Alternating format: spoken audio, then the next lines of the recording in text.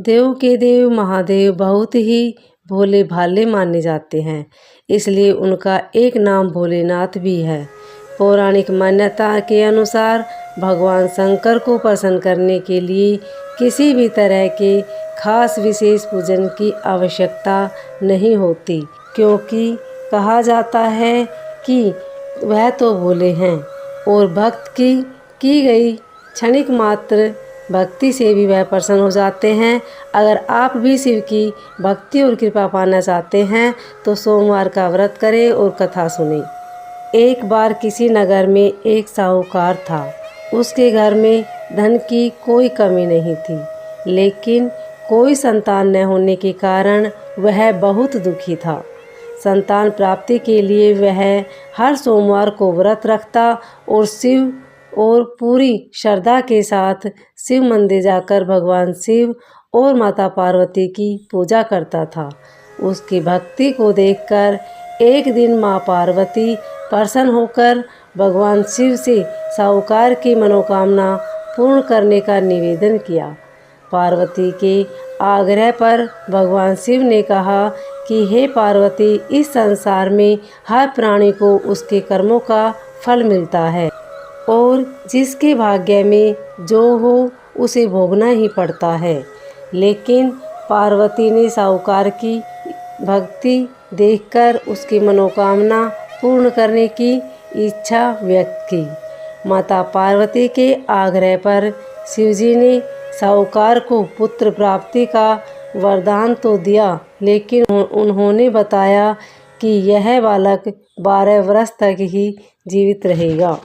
माता पार्वती और भगवान शिव की बातचीत को साहूकार सुन रहा था, इसलिए उसे न तो इस बात की खुशी थी और न ही दुख। वह पहले की भांति शिवजी की पूजा करता रहा। कुछ समय के बाद साहूकार की पत्नी ने एक पुत्र को जन्म दिया। जब वह बालक 11 वर्ष का हुआ तो उसे पढ़ने के लिए काशी भेज दिया गया। साहूकार ने पुत्र के मामा को बुलाकर उसे बहुत सारा धन देते हुए कहा कि तुम इस बालक को काशी विद्या प्राप्ति के लिए ले जाओ। तुम लोग रास्ते में यज्ञ कराते जाना और ब्राह्मणों को भोजन दक्षिणा देते हुए जाना। दोनों मामा भांजे इसी तरह यज्ञ कराते और ब्राह्मणों को दान दक्षिणा देते काशी नगरी निकल पड़े। इस दौरान रात में एक नगर पड़ा, जहां नगर के राजा की कन्या का विवाह था, लेकिन जिस राजकुमार से उसका विवाह होने वाला था वह एक आँख से काना था। राजकुमार के पिता ने अपने पुत्र के काना होने की बात को छिपाने के लिए सोचा, क्यों न उसने साहूकार के पुत्र को दूल्हा बनाकर राजकुमारी से विदा करा दूं। विवाह के बाद इसको धन देकर विदा कर दूंगा और राजकुमारी को अपने नगर ले जाऊंगा। लड़के को दूल्हे के वस्त्र पहनाकर राजकुमारी से विवाह करा दिया गया।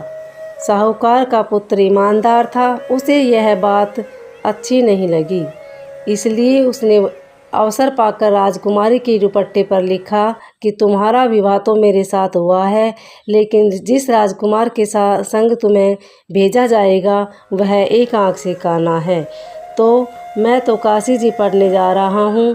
राजकुमारी ने चुन्नी पर लिखी बातें पढ़ी तो उसने अपने माता पिता को यह बात बताई। राजा ने अपनी पुत्री को विदा नहीं किया।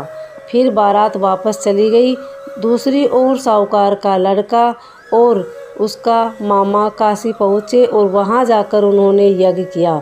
जिस दिन लड़का 12 वर्ष का हुआ उस दिन ही यज्ञ रखा गया।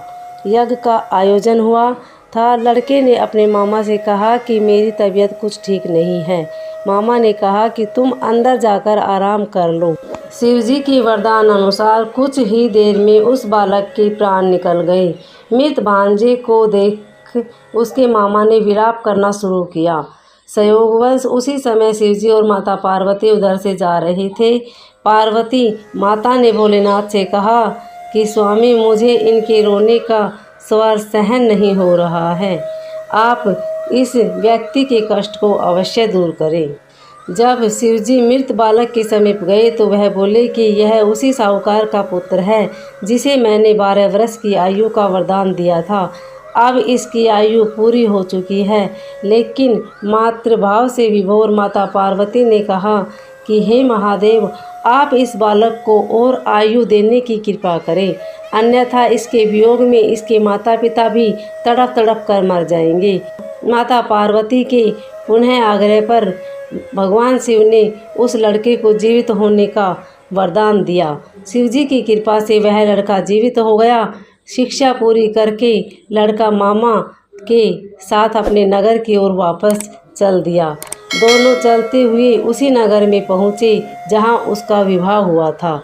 उस नगर में भी उन्होंने यज्ञ का आयोजन किया। उस लड़के के ससुर ने उसे पहचान लिया और महल में ले जाकर उसकी खातिरदारी की और अपनी पुत्री को वर दिया।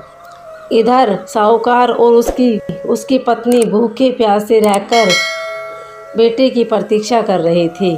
उन्होंने प्रण कर रखा था कि उन्हें अपने बेटे की मृत्यु का समाचार मिला तो वह भी प्राण त्याग देंगे, परंतु अपने बेटे के जीवित होने का समाचार पाकर वह बेहद प्रसन्न हुए। उसी रात भगवान शिव ने साहूकार के सपन में आकर कहा, हे श्रेष्ठी, मैंने तेरे सोमवार के व्रत और व्रत कथा सुनने से प्रसन्न होकर तेरे पुत्र को लंबी आयु प्रदान की है।